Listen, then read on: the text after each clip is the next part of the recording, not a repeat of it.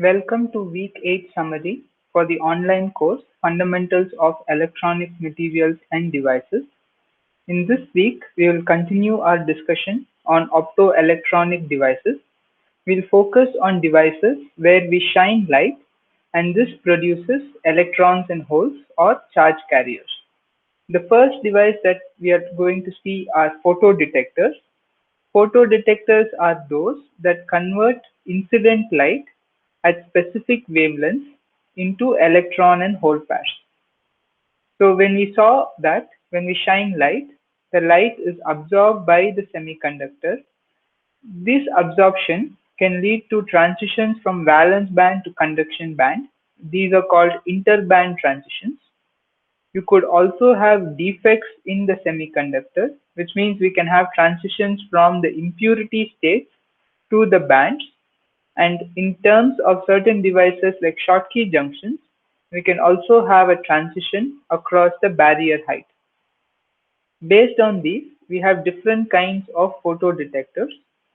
For such detectors, we define something called the quantum efficiency of the process, which is the ratio of the photocurrent. The photocurrent is the current that's generated due to the creation of electrons and holes to the incident optical power of the light that is falling on the detector. The simplest example of the photodetector is just a photoconductor. So this is a semiconductor with two ohmic contacts.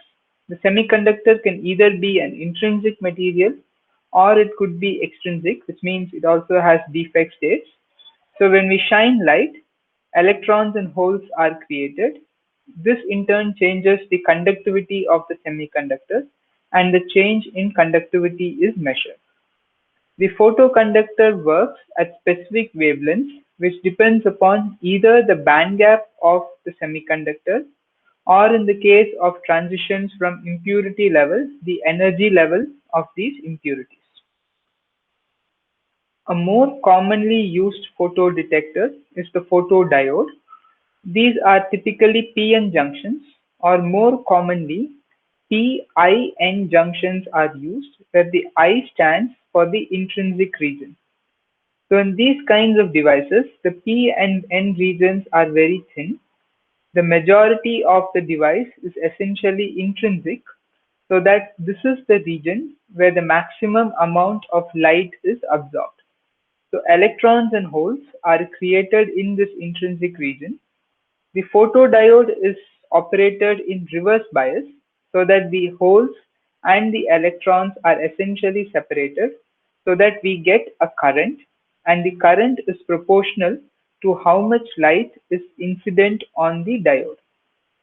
So these are different from LEDs because LEDs are operated in forward bias where we inject carriers and these carriers recombine to give us light.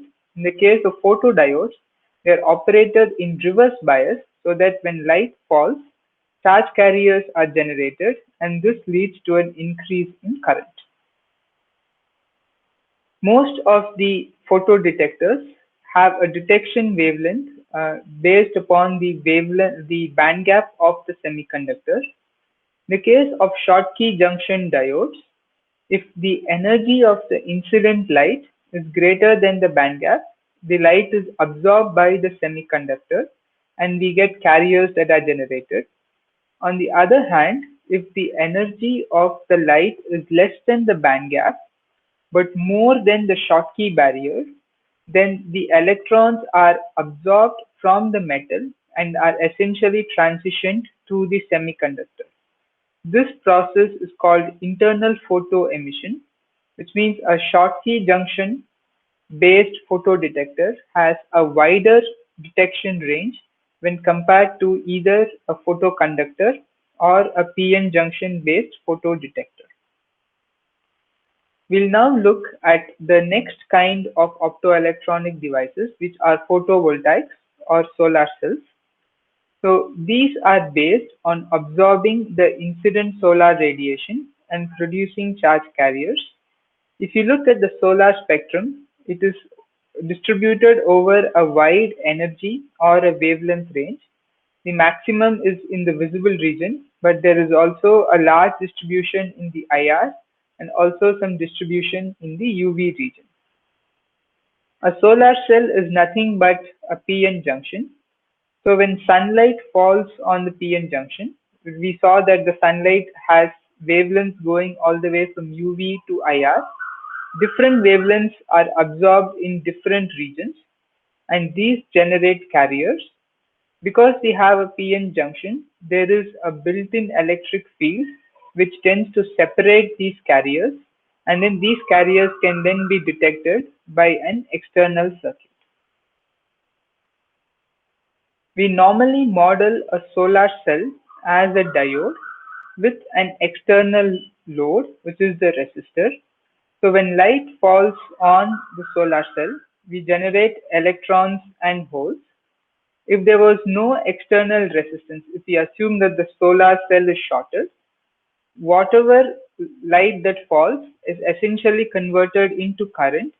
This current is called the short circuit current, and it is proportional to the photocurrent, which depends upon the intensity of light that is falling on the solar cell. However, if we now add an external resistor, as the current flows through the resistor, there is a voltage drop, and this voltage drop produces a forward bias in the PN junction. So we not only have a photocurrent, but we also have a diode current because of the forward bias. So so solar cell is essentially modeled as a reverse bias PN junction with a constant current source in parallel to this. The constant current source represents the sunlight that is falling on the device, and the reverse bias PN junction basically models the resistor to which it is connected. So there are two current components in a solar cell, a photocurrent and a diode current, which essentially go in opposite directions. The diode current is written in terms of a reverse saturation current and a voltage. The voltage depends upon the inline resistance. So for a solar cell, we can define two parameters.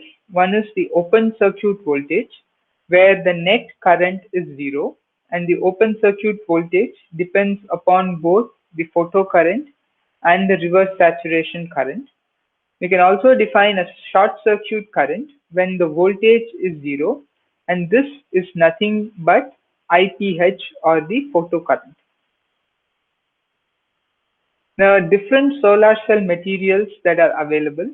Silicon is the most commonly used material for solar cells, and it produces a really good efficiency.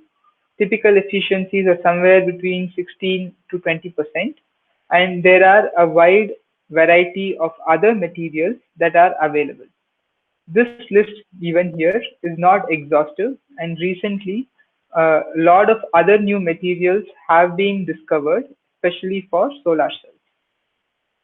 People have also looked at various designs.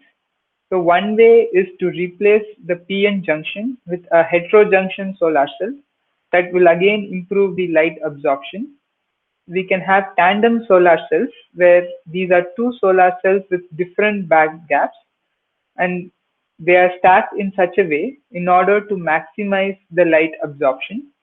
We could also have a solar cell with, instead of a flat surface, with some sort of a textured surface, which in turn again improves the light absorption from the surface. So there are both a variety of material and design modifications which can be done in order to improve the efficiency of solar cells, and this is a really interesting and hot area of research right now. With this, we conclude the summary for week 8. We also conclude all of the lectures as part of the course Fundamentals of Electronic Materials and Devices. Thank you.